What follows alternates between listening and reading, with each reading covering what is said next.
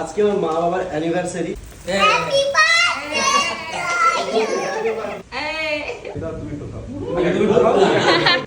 চামচ চাই হাতে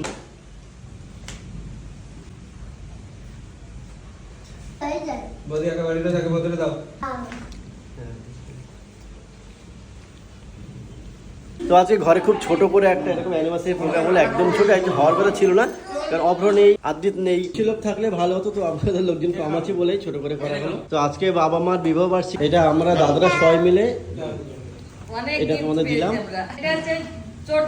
এটা চটি, যেটা এখন বাবার অলরেডি পায়ে রয়েছে। এটা একটা মানি ব্যাগ, যেটা আমি বাবাকে দিয়েছি। আচ্ছা, এটা একটা দেয়াল ঘড়ি একটা বড়, এটা আমাদের বাইরে টাঙানোর জন্য দিয়েছি।